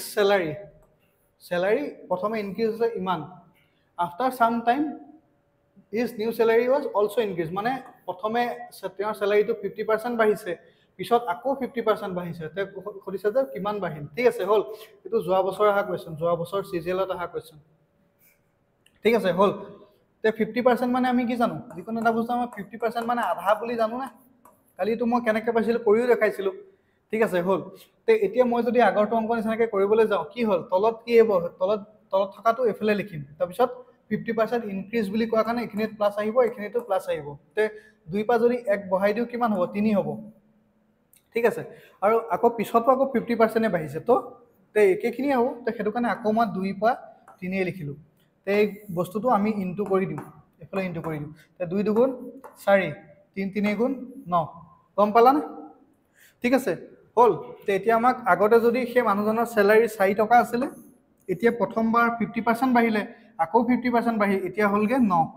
ঠিক আছে হ'ল। তে মোক যদি পাৰ্চেণ্টেজ কিমান বাঢ়িছে উলিয়াব দিয়ে, তলত আহিব অৰিজিনেলটো হ'ল 4। তে এই দুটাৰ মাজত ডিফাৰেঞ্চ কিমান, 4 আৰু 5ৰ ডিফাৰেঞ্চটো হৈছে 9। তে 5টো ওপৰত ডিফাৰেঞ্চটো আহিব আৰু 100% উলিয়াব পাৰ্চেণ্টেজত উলিয়াব দিয়াৰ কাৰণে 100%।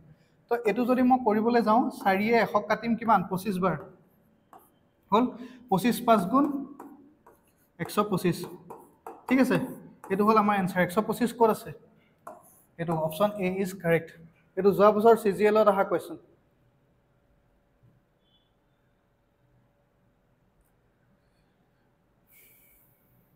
হ'ল, এতিয়া আমি নেক্সট কুৱেশ্যনটোলৈ যাওঁ।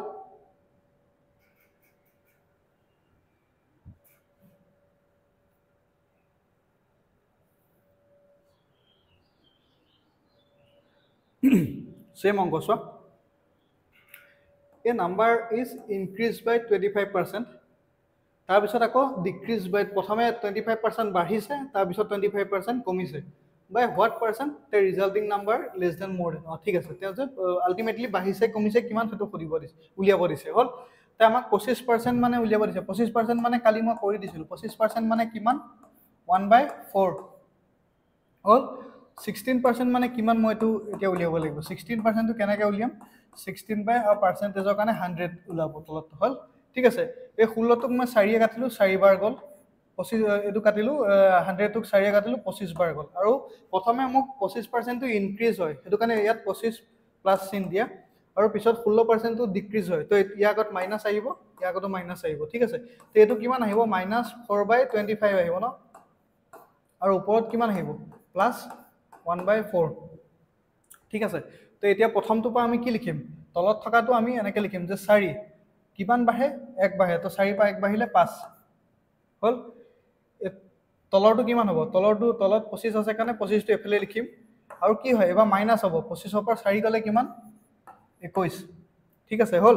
এতিয়া আমি আমাৰ এইটো ইনটু কৰিম, কিন্তু ইনটু কৰাৰ আগত আমি চাম যে কিবা কটাকটি যায় নাযায়, হ'ল। এই 5টোৱে 25ক কাটিলোঁ, 5 বাৰ গ'ল, হ'ল। আৰু কিবা কেঞ্চেল যাব জানো, নাযায়। তে 4 5 গুণ কিমান 20, আৰু এইফালে একেটা আছিল, তো 21 গুণ 21, পাইছা বুজি। তে আগতে যদি এটা নাম্বাৰ 20 আছিলে, সেইটো এতিয়া দুবাৰকৈ, এবাৰ বাঢ়ি এবাৰ কমি টোটেল 20ৰ পৰা গৈ পেলাই 21 হৈছে। তো একেটা বেছি হৈছে, একেটা বাঢ়িছে। তো কিমান বাঢ়িছে সেইটো আমি কেনেকৈ উলিয়াম চোৱা। তলত লিখিম অৰিজিনেল কিমান আছিল 20, বাঢ়িছে কিমান 1 বাঢ়িছে। তে 100%ৰ পৰা উলিয়াব লাগে আমাক। তে 20য়ে 100ক কাটিলে কিমান 5 বাৰ যাব, তে কিমান হ'ব প্লাছ 5% আৰু প্লাছটো কি বুজাইছে আমাক ইনক্ৰিজ বুজাইছে ইনক্ৰিজ ক'ত ক'ত আছে ইনক্ৰিজ ইয়াত অকল ইয়াতে আছে আৰু ইনক্ৰিজ কিমান 5% তে option C for Chennai is correct তো এইটো অংক পাতিলো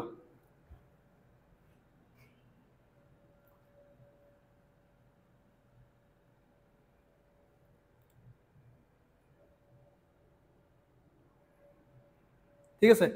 হ'ল এতিয়া আমি আমাৰ নেক্সট অংকটোলৈ যাওঁ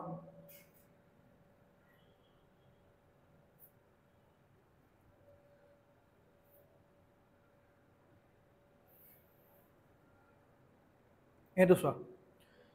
এইটো অংক একে সেম কনসেপ্ট কৈছে যে 2 বছৰ আগতে 2 ইয়াৰ্স এগো মানে 2 বছৰ আগতে পপুলেশন অফ এ টাউন ওয়াজ ইমান যে এখন টাউনৰ পপুলেশন কিমান আছিল ইমান আছিল হল তাৰ পিছত ডিউ টু মাইগ্ৰেশন হৈ আছে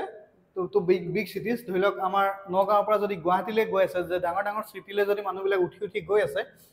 তে কি হ'ব আমাৰ নগাঁৱৰ পপুলেশনটো কমি যাব ডিক্ৰিজেস এভৰিৱেৰ এট দা ৰেট অফ কিমান যে 8% হাৰত আমাৰ সৰু চহৰ এখনৰ পপুলেশনটো 8% হাৰত কমি গৈছে ডিক্ৰিজেস ঠিক আছে তে আমাৰ কাৰেন্ট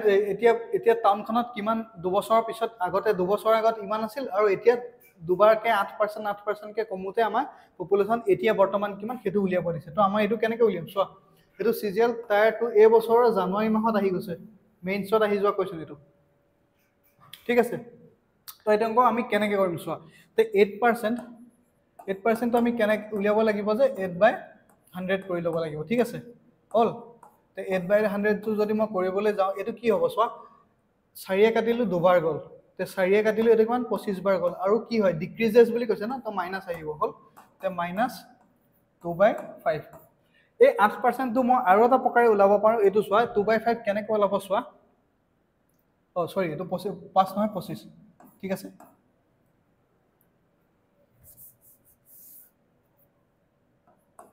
এটো -2/25 পাইছানে বুজি হল এ 2/25 তো আমি আৰু এটা প্ৰকাৰে উলিয়াব পাৰো চোৱা এই 8% মানে একচুয়ালি আমাৰ হয় কি 4% প্লাস 4% হয় না হয় ঠিক আছে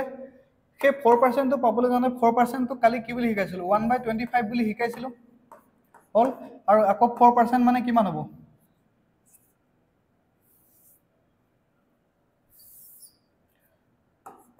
1/25 হল এই 1/25 আৰু 1/25 লাগি কিমান হ'ব 2/25 তো আলটিমেটলি আমাৰ এটো ওলাল তে মই তো দুটা টাইপ শিকাই দিলো কেনেকৈ কৰা তোমালোকৰ কথা ঠিক আছে হল এতিয়া চোৱা এতিয়া আমি কি গম পালো যে 8% হাৰত দুবাৰকে কমিছে এটো মেইনছৰ আহা কোৱেশ্চন এই বছৰ জানুৱাৰী মাহত ঠিক আছে হল 20 তাৰিখে হল এতিয়া চোৱা 8% তলত কিমান আহিছে 25 তলত আহিছে 25 হেতু কাৰণে 25 টো আমি এফালে লিখি লৈছো তাৰ পিছত এই মাইনাস চিনডাল আছে কাৰণে মানে মাইনাস হ'ব আৰু মাইনাস কিমান হ'ব 2 25 পৰা 2 গলে কিমান এফালে আহিব 23 ঠিক আছে তে 2 বছৰৰ কথা কৈছ না এবছৰতহে ইমান তো 2 বছৰত কি হ'ব এনেকুৱা লাইন আকৌটা হ'ব ঠিক আছে হল তে 2 বছৰ ৰৈ যাব লাগিব মানে দুবাৰ কথা কৈছে তো এটো আমি যদি এই দুটা যদি ইনটু কৰো 25 গুণ কিমান 625 বুলি আমি জানো আৰু 23 গুণ কিমান 529 23 into 23 মানে 529 এতিয়া চোৱা 2 বছৰ আগতে পপুলেশন আছিল ইমান বুলি দিছে তো আমি এই কনসেপ্টৰ পৰা আমি কি পালো গম পাইছানে যে আমি এটো বাদ দিয়া কোৱেশ্চনত কিমান পপুলেশন দিছে হেতু বাদ দিয়া তে আমাক যেটো আমাক ৰেট অফ কি ৰেটটো দি দিছিলে পাৰ্সেন্টেজ দি দিছিলে পাৰ্সেন্টেজটো পৰা আমি কি পাইছো যে প্ৰথমে চহৰখনত পপুলেশন যদি 625 টা আছিল এই 2 বছৰত কমি কমি গৈ পেলাই 529 টা মানুহ আছে ঠিক আছে প্ৰথমে 625 টা মানুহ আছিল 2 বছৰ আগতে হে 2 বছৰ কমি কমি এতিয়া হৈছে কি 529 ঠিক আছে কিন্তু আমাক কোৱেশ্চনত হে 625 টো ভ্যালু কিমান বুলি দিছে তো আমি কেনেকৈ পাতিব লাগিব বস্তুটো চোৱা ইয়াত কোৱেশ্চনত কিমান দিছে 9 4 8 7 5 0 0 এই বস্তুটোৰ ভ্যালু আমি কিমান পাইছো 625 বুলি পাইছো না পাইছো তে আৰু আমাক উলিয়াব কি দিছে এতিয়া প্ৰেজেন্ট পপুলেশন মানে প্ৰেজেন্ট পপুলেশন আমাৰ হিচাপত কিমান 529 ন সেই 529 টোকে আমি উলিয়াব লাগে হল এটো কোৱেশ্চনত দি দিছিলে কিন্তু আমাৰ হিচাপত আমাৰ 2 বছৰ আগত পপুলেশন পাইছিলো 625 সেইকাৰণে আমি এটো বাই 625 পাতিছো ঠিক আছে এতিয়া আমি জাস্ট ক্যান্সেলেশন কৰিম ক্যান্সেলেশন মানে কটাকটি কৰিম ছয়টা কেনেকৈ কৰিম এই বস্তুটো মই কি বুলি লিখিছো চোৱা এই দুটা জিৰ' আছে ন মই এইটো লিখিম যে 9 4 8 7 5 পাতিম আৰু এইখিনি 0 ঠাইত 100 পাতিম ন 100 পাতিম ডিভাইডেড বাই 625 আৰু এইফালে 529টো আছে থাকিব দিয়ে ঠিক আছে হ'ল তাৰপিছত মই এইটোক যদি মই কিহে কাটো এইটোক যদি মই 25 কাটো 25 বাৰ যাব 25 25 গুণ 625 আছিল আৰু 100টোক মই 25 নাকাটো 25টোক মই নাকাটো কাৰণ কথাটো হ'ল নাই ঠিকে আছে বাৰু মই আগে প্ৰথমে এশ মই ইনটু নকৰোঁ কাৰণ কিয় 100টো ইনটু কৰিবলৈ ভাল হ'ব কাৰণ আমি লাষ্টত দুটা 0 বহাই দিলে হ'ব মই সেইটো কথা কৈ আছোঁ তো চোৱা এতিয়া আমি 94875 আৰু 100টো মই এক্সট্ৰা কৰি ৰাখিছোঁ ঠিক আছে হ'ল তাৰপিছত এইটো কিমান কৰিম 625 আহিব ন 625 ইনটু 529 ঠিক আছে হ'ল তো 625টো যদি মই এইকেইটা কেনচেল কৰিবলৈ যাওঁ কিমান হ'ব চোৱা এইটো যদি মই 5 কাটিলোঁ কিমান হ'ব 125 হ'ব 5 কাটিলে এইটো 125 হ'ব আৰু এইটো 5 কাটিলে কিমান হ'ব 5 কাটিলে 5 এগুণ 5 5 এগুণ 5 তাৰপিছত এইটো কিমান হ'ব 5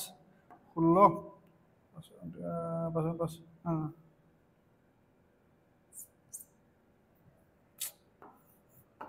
948750 তো এইটো যদি মই 5 কাটো কিমান হ'ব চোৱা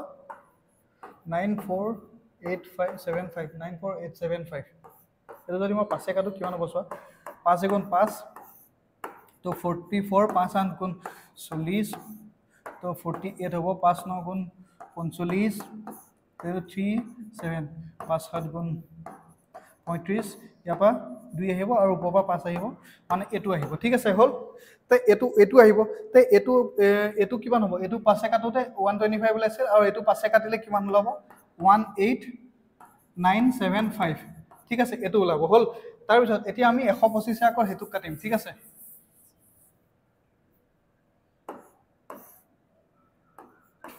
18975ক আমি 125 কাটিম ঠিক আছে 125 কাটিম তে কিমান হ'ব চোৱা এইটো 125 189 এবাৰে যাব হৈছে 4 6 6 7 5 ঠিক আছে হ'ল তাৰপিছত 125 5 গুণ কিমান 625 হ'ল 5টো আহিল 7 5 গ'লে 2 এখানে 2 ঠিক আছে কিবা এটা ভুল কৰিলো নেকি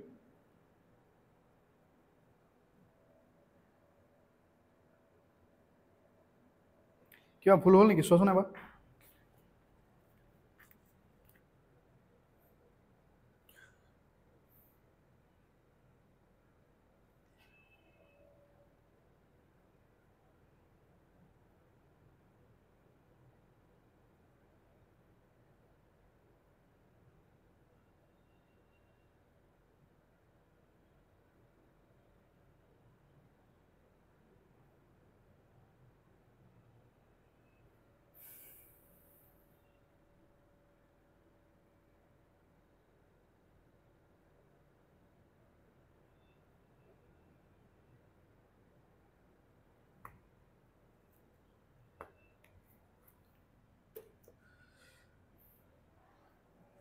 তো ঠিক আছে এইটো একো কৰিব দৰকাৰ নাই এইখিনি ক্যালকুলেশনটো তোমালকে এইটো জাস্ট কৰি দিবা এইটো এটা ডাঙৰ ক্যালকুলেশন লাইছে এইটো কৰি দিবা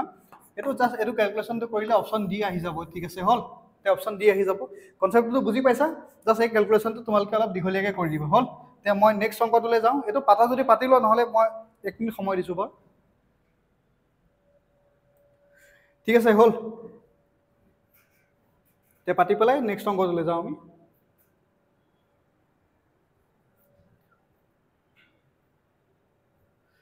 কিমান অংক আছে আৰু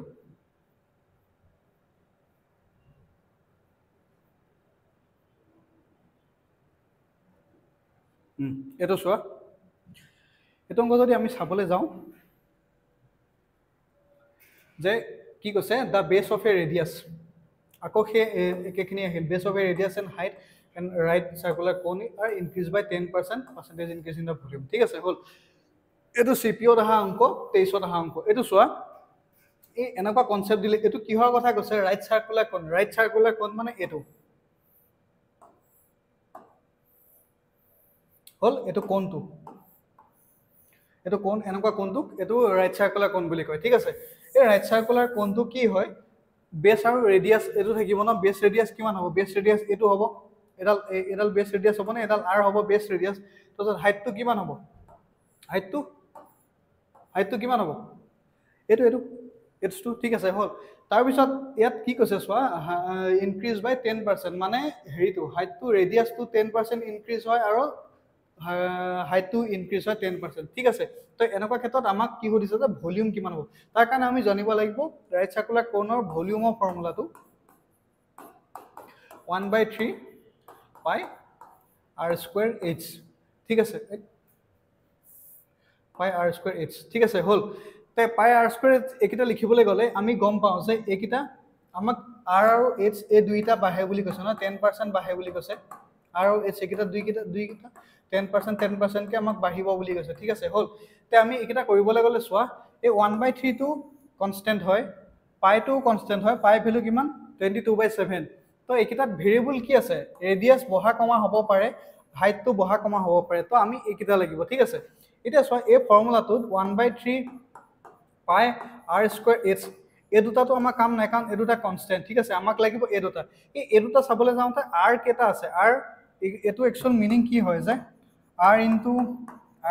h হয়নে নহয় r দুটা h হৈ আছে তো কি r দুটা আৰু h হৈ আছে তো তাৰ কাৰণে আমি এই অংকটো পাতাৰ এটা ট্ৰিক আছে চোৱা যে আমাক পাৰ্সেন্টেজ কিমান দিছে 10% বুলি দিছে 10% বুলি দিয়া কাৰণে আমি কি পাতিম 10% ৰ ভ্যালু আমি কি বুলি জানো 1/10 ঠিক আছে হল এতিয়া আমি কি পাতিম চোৱা ইয়াত এই ফৰ্মুলাটোত r দুবাৰ আছে ন সেইটো কাৰণে আমি এনেকৈ লিখিম যে r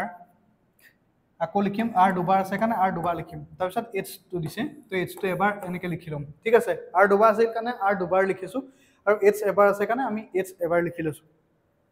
ঠিক আছে এতিয়া চোৱা আমাক বাঢ়িব বুলি কৈছে ন 10% বাঢ়িব এইটো কোৱেশ্চনত কি দি আছে ইনক্ৰিজ বাই 10% তে মানে এইটো আগত প্লাস চিন আহিব আৰু দুইটা ৰেডিয়াছ আৰু হাইট 10% কে বাঢ়িব তে যদি 10% কে বাঢ়ে আগৰ অংকবিলাকৰ নিচিনা কি পাতিম ইয়াত তলত আহাটো কিমান পাতিম 10 পাতিম আৰু কি হ'ব একটা বাঢ়ি যাব তে 10 পা কিমান হ'ব 11 হ'ব হল ঠিক আছে হল না তাৰপিছত আকৌ কি হ'ব এটো চোৱা হেৰি হ'ব কি বুলি কয় এ আকৌ 10 টা বাঢ়িব ন এটো 10 হ'ব আকৌ এটো 11 হ'ব ঠিক আছে হল তাৰপিছত আকৌ এই h টো আকৌ 10 বাঢ়িব ঠিক তেনে ধৰে কাৰণ গুটেইটা দি দিছে ন বেস ৰেডিয়াছ আৰু হাইট দুইটা 10% বাঢ়ে বুলি কৈছে তো হেকাৰণে আমি এটো পাতিছো তা আগৰ অংকটো হতি সেম এবাৰ আমি এই গুটেইটা ইনটু কৰি দিম এই গুটেইটা ইনটু কৰিলে কিমান হ'ব 10 10 গুণ 100 100 10 গুণ 1000 হল আৰু মানে 10 কিউব মানে কিমান 1000 আৰু 11 কিউব মানে কিমান 1331 ঠিক আছে তুমি এটো চাব পৰা 11 11 গুণ কিমান এটোটা আমি প্লাস কৰিলে কিমান পাম 121 আৰু 121 ৰ লগত যদি আমি 11 টা ইনটু কৰি দিও কিমান হয় 11 টা ইনটু কৰি দিলে 1331 পাম ঠিক আছে হেতুকে মই ইয়াত পাতিছো হল এতিয়া চোৱা পাৰ্সেন্টেজ ইনক্ৰিজ চোৱা এটো নব পাৰ্সেন্টেজ 10% কে নবহা আগত প্ৰথমে অৰিজিনাল ভলিউম আছিল 1000 তে এতিয়া বাহা পিছত কিমান হলগে 1331 তে কিমান বাঢ়িছে তে আমাক অৰিজিনালটো লাগিব কিমান 1000 আৰু বাহিল কিমান এটো বাই এটো মাইনাস কৰিলে কিমান পাম 1331 ৰ পৰা যদি মই 1000 মাইনাস কৰো ইয়াৰ এই দুটা মাজত ডিফাৰেন্স কিমান একটো নামি আহিব তিনিটো নামি আহিব তিনিটো নামি আহিব আগত আহিব 0 তো মানে 1331 আৰু 1000 ৰ মাজত ডিফাৰেন্স কিমান 331 ইনটু পাৰ্সেন্টেজ উলিয়াব দিয়া কাৰণে পার্সেন্টেজ চিন হল ইয়াত দুটা শূন্য ইয়াতো দুটা শূন্য ঠিক আছে তে আলটিমেটলি আমাক কি থাকি গল 331/10% হল আৰু এনেকে 10 আমি সংখ্যাটো ডিভাইড কৰিলে কি কৰিব লাগিব 0 কেটা আছে 0 আছে এটা তো এটা আগত আমি জাস্ট দশমিক বহাই দিলে হল 331 আহিবই জাস্ট তাৰ আগত আমি কি কৰিব লাগিব এটা আগত দশমিকটো বহাই দিব লাগিব তে আমাৰ কিমান হ'ব 33.1 আমাৰ অপচনত ক'ত আছে অপচন 8 আছে হল তে পাতি লয় এটো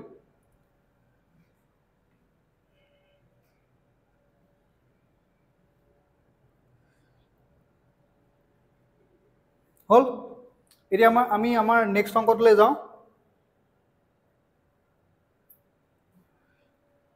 Omid gets 6% increase in his sale amount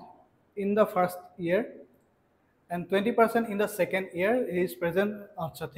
ঠিক আছে হল তে অমিতৰ স্যালারি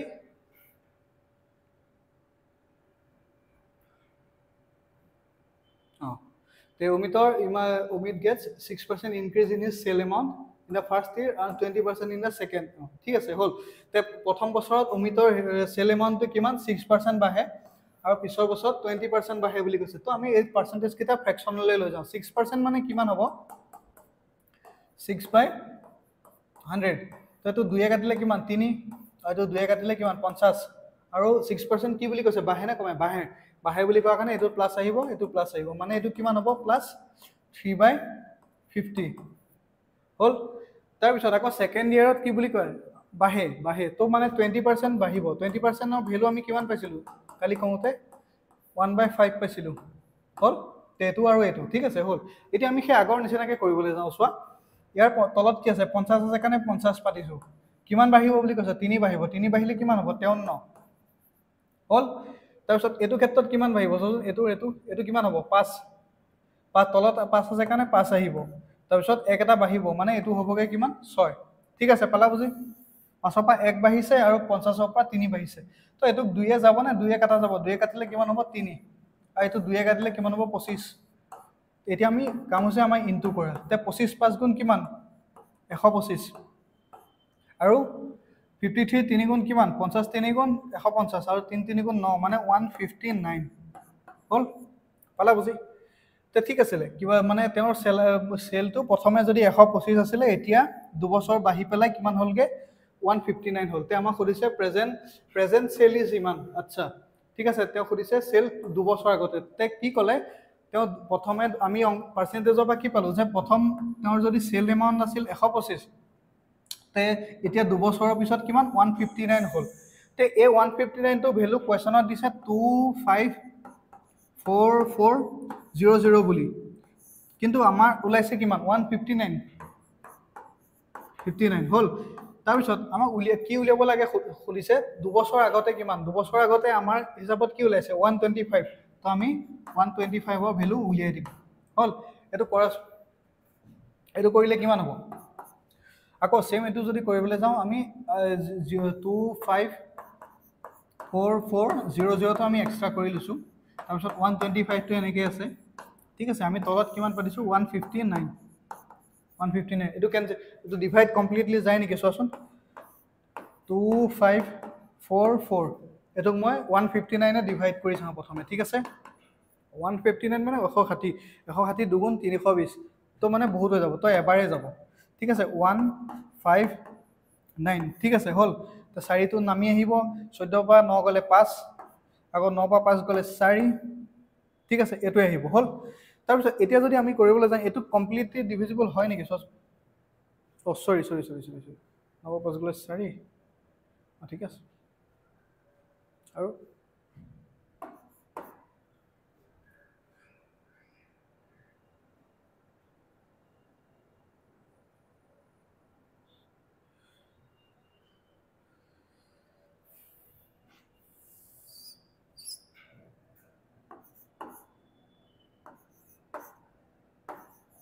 হল এটো ওলাল তে এটো কামা গুটে কিটা ডিভাইড যায় নেকি চোৱাচোন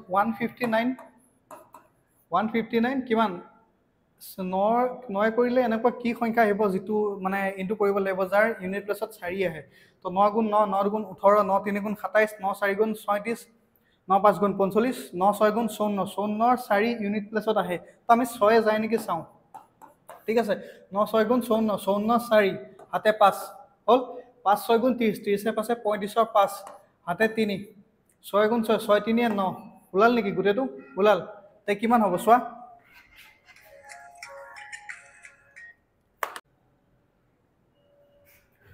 তে মই 159 যদি মই 16 কাটো কেবাৰ যাব এটো কাটিলো তে 16 টো মই কি বুলি লিখিব পাৰো 16 এই 16 টোক মই 4 * 4 বুলি লিখিব পাৰো আৰু ইনটু 100 তো সেম থাকিলে আৰু 125 তো আমাৰ সেম থাকিলে হল এতিয়া মই ক্যালকুলেশনৰ সুবিধাৰ কাৰণে মই 125 ৰ লগত যদি 4 কৰো কিমান হ'ব 104 টা গলে 400 আৰু 25 4টা হলে 100 মানে 400 + 100 গলো 25 500 তে 25 এটো আৰু এটো ইনটু কৰিলে কিমান আহিব 500 500 লগত 400 গুণ কৰিলে 2000 ঠিক আছে নে এটো 2000 তাৰ লগত যদি আকৌ 100 টা ইনটু কৰো কিমান আহিব সোৱাত তাৰ পিছত 3টা শূন্য আৰু ইফালে 2টা শূন্য মানে 5টা শূন্য 5টা শূন্য এফালে থকা ক'ত আছে চোৱা 1 2 3 4 5 5টা শূন্য থকা অপচন অকল এইটোৱে আছে 2000 কি বুলি কয় এইটো 2 লাখ 2 লাখ 2 লাখ হল এইটো পাতি লোৱা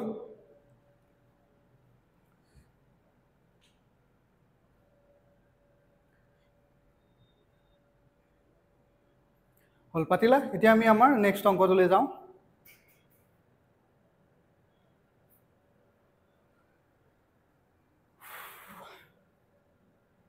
এটো সেমে অংক সোয়া ৰেডিয়াস অফ এ স্ফিয়াৰ এ আগৰটো নিচিনা সেম অংক সোয়া কৰি লবা ৰেডিয়াস of A sphere is increase বাই 12% হে তেনেকে কৰিবা সোয়া 12% বুলি ইনক্ৰিজ হৈছে বুলি কৈছে ন তো 12% ৰ ভ্যালু কিমান হ'ব সোয়া 12/100 বুলি কৰিবা আৰু ইনক্ৰিজ হোৱা কাৰণে প্লাস চিন আহিব এটো 4 কাটিবা 3 বাৰ যাব এটো 4 কাটিবা 25 বাৰ যাব তা আলটিমেটলি ফ্র্যাকশনটো কিমান হ'ব 25 এটো হ'ব ঠিক আছে হল তে ৰেডিয়াস অফ এ স্ফিয়াৰ স্ফিয়াৰৰ কাৰণে মই কি কৰিব লাগে হেতু কৰিছো শুনা স্ফিয়াৰৰ ভলিউমৰ ফৰ্মুলা কিমান স্ফিয়াৰৰ ভলিউমৰ ফৰ্মুলা কিমান 4/3 কিমান 4/3 পাই r কিউব হয়নে হয় ঠিক আছে তো এই r কিউব মানে কিমান এই ৰেডিয়াসটো দিছে ন r মানে ৰেডিয়াসটো বুজোৱা নাই জানো স্ফিয়াৰ তো ইনক্ৰিজ বাই 12% তো r কিউব অথনি কিমান কৰিছিলো যেটা থাকে r কিউব মানে r * r মানে যেটা থাকিব সেটা লাইন আমি লিখিম তো এটো কিমান হ'ব সোয়া r এবাৰ লিখিম দুবাৰ লিখিম আৰু তিনিবাৰ লিখিম কাৰণ r কিউব আছে ন ঠিক তেনে দৰে সিম্পল আমি কৰিবলৈ যদি যাওঁ এটো 25 টো এফালে লিখিম আৰু 25 ৰ পৰা যিমান বাঢ়িছে কিমান 28 তে এখিনিটো 25 লিখিম 28 লিখিম 25 লিখিম 28 লিখিম ঠিক আছে এটো সিএচএসএল যোৱা বছৰত আহা কোৱেশ্চন তো এই গুটে কিটা ইনটু কৰি দিবা 25 হেইটো কিমান হয় 15625 হয় নেকি হবলা এটো হয় নেকি 25 কিউব কৰিলে তাৰপিছত 28 টো সামথিং কিবা ডাঙৰ উল্টা ওলাব তাৰপিছত হে ভলিউমটো কিমান ইনক্ৰিজ কৰিলে হেতু পাতি দিবা সো এখিনিত কিবা টা ওলাব ন প্ৰথমে পাতিবা এখিনিত 15625 তে এই দুটা মাজৰ ডিফাৰেন্সটো ওপৰত পাতিব লাগিব কিমান বাঢ়িছে তো হেতু ইয়াত পাতিব লাগিব ইনটু 100% জাস্ট এই ক্যালকুলেশনটো কৰি দিলে আমাৰ আনসাৰটো ওলাই যাব ঠিক আছে হল তে এটো অংক আমি এৰিছো এনেকে কৰিবা তোমালকে তে পিছৰ অংকটোলৈ যাওঁ আমি হল এটো অংক আমি কৰো ঠিক আছে তে এই অংকটোত কি দিছে সোয়া এবাৰ ইয়াত এটো অংকত তিনিবাৰ আমি ইনটু কৰিব লাগিব জাস্ট আমাৰ আগৰ অংকটোৰ নিচিনাকে আমি তিনিবাৰ কৰিব লাগিব সোয়া কি কৰিব লাগিব যে price of N electronic machine decreased by 10% 10% 55% 10% and 50% during first 3 year 3 বছৰত প্ৰথম বছৰত 5% কমিছে সেকেন্ড বছৰত 10% আৰু থাৰ্ড বছৰত 15% কমিছে ঠিক আছে what will be the price of the machine after 3 years প্ৰথমে বস্তুটো ভ্যালু যদি প্ৰথম বছৰত 8000 টকা আছিল তে 3 বছৰৰ পিছত তিনিবাৰ কমি কিমান হল সুধিছে তে আমি এটো অংক কৰিবলৈ গলে প্ৰথমে পাৰ্সেন্টেজ কিটা ফ্ৰ্যাকশনত নিম তে 5% মানে কিমান 1/20 আৰু কমিছে বুলি কোৱা কাৰণে মাইনাস আহিব হল 10% মানে কি গম পাইছিলো আমি 10% মানে 1/10 হল আৰু 15% মানে কিমান 3/20 হল হেতু হল এতিয়া আমি কি কৰিব যাওঁ যে এটো পা যদি আমি লিখিবলৈ যাওঁ 20 আছিল এফালে আৰু এক এটা কমিছে মানে এফালে কিমান হ'ব 19 হল এটো 10 আছিল তে এক এটা কমিছে কমি পেলে কিমান হ'ব 9 আৰু এটো কিমান হ'ব প্ৰথমে আছে কিমান 20 তাৰপিছত কমি পেলে কিমান হৈছে কি 3 কমিছে 3 কমি পেলে কিমান আছে 17 হল তে এটো আমি উলিয়াব লাগে ঠিক আছে হল এটো উলিয়াবলৈ গলে কিমান হ'ব সোয়া এটো 2 * 2 2 2 2 * 2 2 2 কিমান 4 হল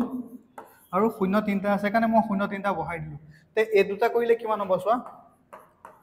19 9 গুণ কিমান 19 প্ৰথমে 17 গুণ মই কৰি লৈছো বৰ 9 7 গুণ 63 3 হাতে 6 7 গুণ 7 হাতে 6 13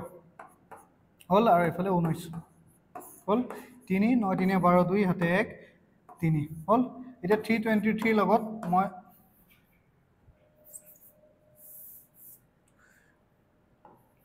323 লগত মই এটা কি কৰিম 9 টা ইনটু কৰিম ন 9 টা ইনটু কৰিলে 9 3 গুণ 27 7 কলিল 2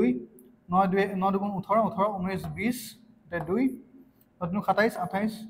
27 28 29 এটো ওলাল ঠিক আছে হল তে এটো ওলাল আমাৰ এখিনিৰ পৰা 2907 আমাৰ এইখিনি পৰা ওলাইছে ঠিক আছে হ'ল এই গোটেইকেইটা আমি ইনটু কৰিলো 4000 ওলাল এই গোটেইকেইটা কৰিলো এইটো ওলাল ঠিক আছে তে আমি কি পালো আমি ফ্ৰেকশনখিনিৰ পৰা আমি ভ্যালুটো কি পালো যে এই ইলেক্ট্ৰনিক বস্তুটোৰ প্ৰথমে দাম আছিল 4000 টকা হ'ল তাৰপিছত 3 বছৰত তিনিবাৰ কমি পেলাই হ'লগে 2907 টকা ঠিক আছে তে হেতুকে আমাক কোৱেশ্যনত কি বুলি দিছে চোৱা যে এই 4000 যেটো পাইছো তাৰ ভ্যালু 8000 তে 8000 বুলি আমাক কোৱেশ্যনত দিয়াটো ওপৰত পাতিছো আৰু কাৰ ভ্যালু বুলি দিছে 4000 এটো আমি উলিয়াইছো ঠিক আছে আৰু এতিয়া আমাক কি উলিয়াব দিছে যে এতিয়া 2-3 বছৰৰ পিছত এতিয়া কিমান ভ্যালু হ'ব হেতু খুদিছে ঠিক আছে এতিয়া প্ৰেজেন্ট ভ্যালু তে হেতুকে আমি উলিয়াব লাগিব 4000 8000 কাটিলে দুবাৰ যাব আৰু 2 লগত এটো ইনটু কৰিলে কিমান হ'ব জানা 5814 তে অপচন কোড আছে চোৱাচোন অপচন আছে অপচন ডি ঠিক আছে তে এটো অপচন ডি ইজ কাৰেক্ট পাতিলো এটো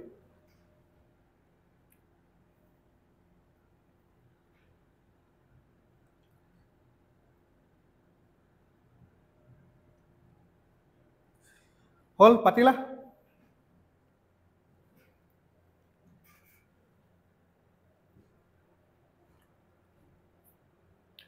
এটো আজি আমাৰ লাষ্ট অংক এটা কৈছে চোৱা if the numerator of a fraction is increased by 50% and the denominator is diminished by 28% diminished মানে কম হোৱা ঠিক আছে হল diminished by 28% the value of the fraction is এতিয়া 25 by 36 আছে তে অৰিজিনাল ফ্ৰেকশন আমাক উলিয়াব দিছে ঠিক আছে হল এটো আমি এটা কেনেকৈ কৰিম চোৱা প্ৰথমে আমি ফ্ৰেকশনটো ধৰি ললো x by y কাৰণ ফ্ৰেকশন বিলাক এটো ফৰ্মতে থাকে তে x by y বুলি আমি ধৰি ললো ঠিক আছে তে কৈছে যে নিউমাৰেটৰ মানে ওপৰটো এটোক আমি নিউমাৰেটৰ বুলি কওঁ আৰু তলৰটোক ডিনোমিনেটৰ বুলি কওঁ